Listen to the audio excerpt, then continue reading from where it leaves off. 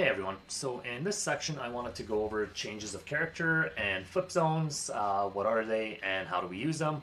So change of character, also known as a CHOC, that's the abbreviation, is essentially where we see money swap hands and ultimately the market will go a different direction. Now, if we imagine the bigger infographic being a 15-minute time frame, and in this example here we are currently bearish, we're putting in lower lows and lower highs. So supply's in control at all these points and demands are failing the whole way down. Ultimately what we're looking at here is a bearish scenario, but at some point this trend has to end and there will be some sort of a pullback. Whether it's with trend or counter trend is irrelevant. At some point supply will lose control and demand will take control. Now a change of character is essentially a sweep of the lows and a sweep of the highs. Whereas a flip zone is this particular scenario in here where supply had the last point of control here and ultimately supply fails and you can say something in here caused it. Sometimes you'll have multiple demand zones that could have been the cause. We will get into more detail how to spot these, but to keep things simple, we're just basically going to say even if you did have multiple demand zones here, at some point what the market does is as it comes into the supply zone, it'll have a reaction. And as this reaction sends price sending the other way, something else will come in and cause this reaction point to fail. And if the reaction point is where we tap into the supply and go the other way, we're going to look for the cause of what took the reaction point out. Now about 3 out of 5 times, that'll be where price will ultimately come down to and take off. The other 2 out of 5 times, price will go to the extreme. Now, this will work different from pair to pair. Euro USD in particular is not one to love the extremes. It'll usually go off what took out the reaction point. Whereas if you get into a pair like GBP USD, it seems to like its extremes a lot more and seems to come down here a lot more than Euro does, and that's just a pair characteristic.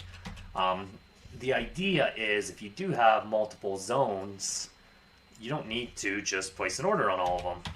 The market is fractal, and ultimately what happens on the 15-minute will ultimately happen on the 1-minute as well. So this change of character scenario is ultimately a sweep of the lows, sweep of the highs, whereas the flip is ultimately the demand taking control from supply, or a fancier name for a break structure, if you would. So rather than guessing which demand zone we enter on, we look for this exact same scenario on the 1-minute. And ultimately, we tap into a 15 POI here, and once again, we sweep the lows, we sweep the highs, we find the cause, and we enter on the cause. Now, with the lower time frame, you may have 1 or 2 of these fail before it goes. It doesn't always go on the first one. As long as your analysis is correct and you are going with higher time frame of why price should go that way, most of the time you will be correct and it'll work out for you. So don't freak out if the first one doesn't work. With the risk reward this system gets, it's alright to take a hit or 2 or even break even on a loss or whatever. It's not a big deal. Now on the flip side of things, we have the bearish CHOC. And this is the exact same thing but flipped over. So we're putting in higher highs and higher lows till we ultimately hit a higher time frame supply zone. So in this particular case, it is a 15-minute that hit a 4-hour supply zone. You sweep the highs and you sweep the lows. You find the cause, and ultimately we're going to look for an entry on a smaller time frame, such as the 1-minute, where we will basically look for the exact same setup again. We sweep the highs and we sweep the lows, ultimately completing the CHOC. Now, a couple of things to be mindful of is CHOCs and flips are different. CHOCs always sweep the highs and the lows, or the lows and the highs, depending which direction we're going. Whereas the flip zone is essentially, again, a fancier name for a break structure, as supply takes control from demand, or demand takes control from supply. Now, this will probably make more sense as we go on to the charts and I show this in action, but in essence, this is the simplest concept. It makes a lot of sense once you apply it and use it over and over, but you have to understand how to use it. There has to be a higher time frame narrative For example, what I mean is if price just hit a 4-hour supply zone and you're entering every flip and chalk just on the 1 minute like this, you will likely get burnt. So what we want to see is tap into the 4-hour zone, and we want to see something higher time frame like the 15-minute fail before we even think about selling. Even if it looks like we should start selling up here on the 1 minute or the 5 minute, we wait till the 15-minute breaks, and the 15-minute aligns with a narrative of shorting.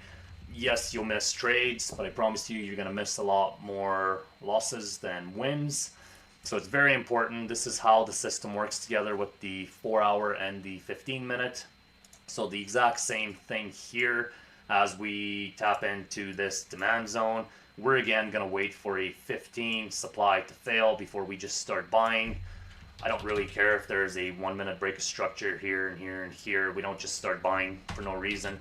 Because often, more often than not, what will happen is the market will do something like this. It'll start going up, then it'll come down. You don't actually know when it's done playing in this demand zone.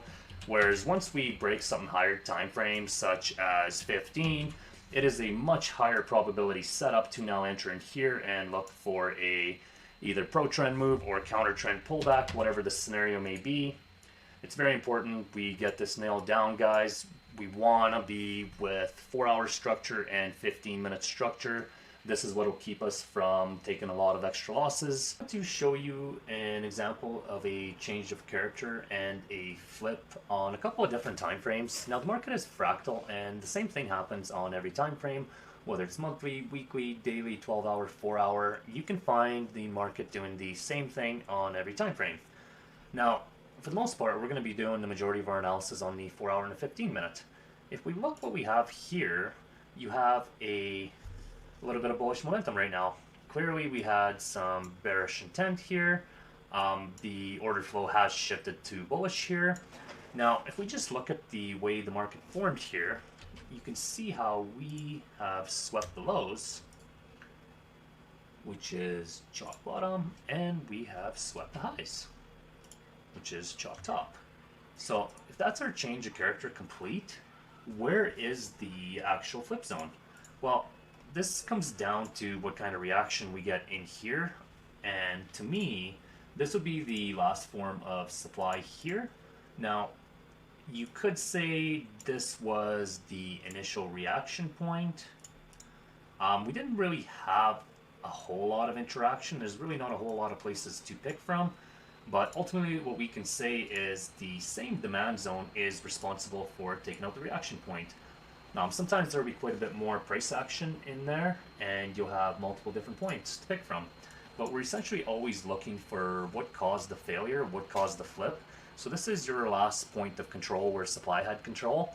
And this is where demand took control, broke through the supply. We look at this initial reaction, and we're always looking at how this formed. Now, right away, what we can see here is we also have some inducement the market left behind, which is something to keep in mind for a later time.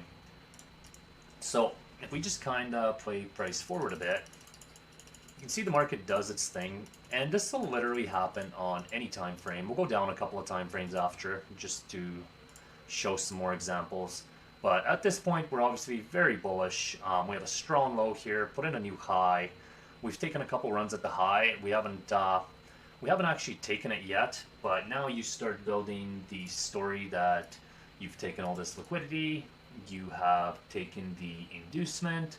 So at this point, what we expect is this low to hold and these highs to go, because this is a strong low and these highs should in theory be weak.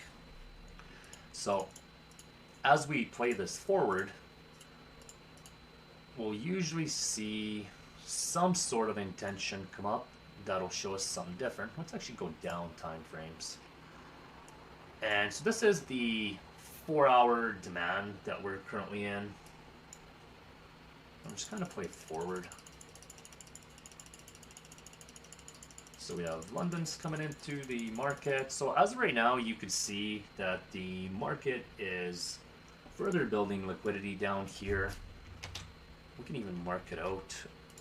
And liquidity comes usually in the shape of relatively equal highs or lows. So we'll just keep an eye on that.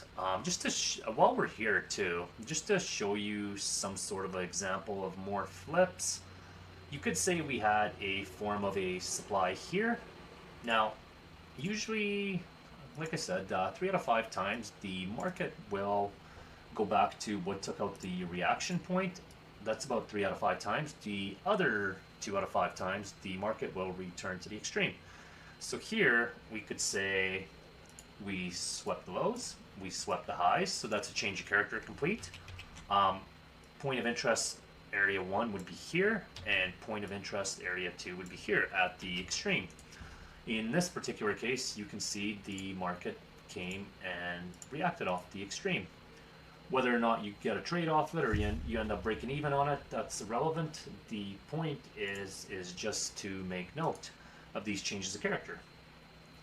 And we'll actually talk in the next section how to use this to properly get into a trade, how we manage, and we'll show a couple of different examples. But for right now, we're just going to play price forward. So right here, you swept all of the lows, so all of this liquidity's been wiped.